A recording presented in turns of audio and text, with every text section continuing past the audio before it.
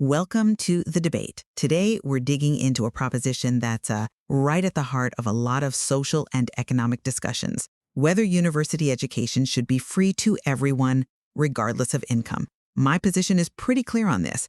I believe university education must be treated as public infrastructure, fully free, universally accessible, with absolutely zero means testing. I mean, that's the only way to get to true equality of opportunity. And I'm here to really question the specifics of that phrasing, particularly the part that says regardless of income. While I absolutely value education, I'm going to argue that a blanket, free for everyone policy is, it's a blunt instrument.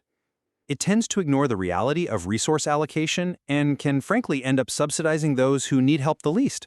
Okay, let's get into that. Because I actually think that regardless of income clause is the strength of the proposition, not the weakness. You know, when we make university free to everyone, we fundamentally stop treating education as a transaction. Think of it like a public library or a paved road. We don't check your tax returns before we let you walk on the sidewalk. By removing that price tag completely, we remove the cognitive and financial friction that keeps talented but maybe hesitant students out of the system. I hear you, but a sidewalk is one thing. That's low-cost, shared infrastructure. A university degree is a very high-cost investment, and one that primarily benefits the individual. By insisting on everyone, you are committing to a massive transfer of public wealth that isn't necessarily progressive. I mean, if the child of a millionaire and the child of a minimum wage worker both get to go to university for free, you've just handed a very significant financial gift to a family that could have easily paid for it. That's resources being siphoned away from where they might be needed more, like, say, early childhood education or housing for that lower-income student. Right? Okay, I see where you're going with that. It's the efficiency argument. But here's the trap with that kind of thinking. Means testing itself it's expensive. And it's leaky. The moment you move away from everyone and start setting these income thresholds, you create administrative barriers, you force people to prove their poverty, and, well, history shows us that complex application processes for aid often filter out the very people they're designed to help, just because they lack the time or the system literacy to navigate all that bureaucracy. Universality guarantees no one falls through the cracks. It guarantees no one falls through. I'll give you that. Sure. But at what opportunity cost? You're trading precision for a kind of blunt simplicity. The prompt specifically says regardless of income, which implies we should ignore the single best indicator we have of a person's ability to contribute to the system. If we're taxing the working class to fund a system that is also free for the upper class, that is, technically speaking, a regressive policy. Why shouldn't the system be free for those who genuinely need it and paid for by those who can clearly afford it? That seems like a much more just interpretation of fairness to me. Because that immediately creates a two-tiered system. It just does.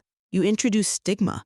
The moment some people are paying and others are being subsidized, well, those subsidized spots become charity, not a right.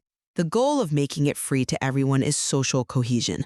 We want the son of the CEO and the daughter of the factory worker sitting in the same lecture hall, knowing they both have an equal right to be there. Not that one is a customer and the other is a beneficiary. It completely decouples their potential from their background. I think that's a bit of a romantic view that ignores the cold, hard economic reality. You can achieve social cohesion without just lighting money on fire. This regardless of income absolutism prevents us from targeting resources where they'll do the most good. If we saved the money we'd spend on tuition for the wealthy, we could use it to cover living expenses for the poor, which, is often the real barrier to attending university, not just the tuition fees. A blanket-free policy, I think, solves the wrong problem for the people who need the most help. But then you're right back to deciding who needs it, and those definitions can change with political wins. Universality is robust. It signals that higher learning is a baseline requirement for a modern citizen, not some kind of luxury good. And I would maintain that treating unequal people equally is its own form of inequality. Precision really matters here. Well, we've definitely exposed the core tension. For me, regardless of income is the key to a truly barrier-free society. And for me, I see it as a constraint that actually hinders true equity by misallocating resources that are, let's face it, finite. Thank you for listening to the debate. We'll leave it to you to decide. Is universality the ultimate goal, or does true fairness require a sharper focus?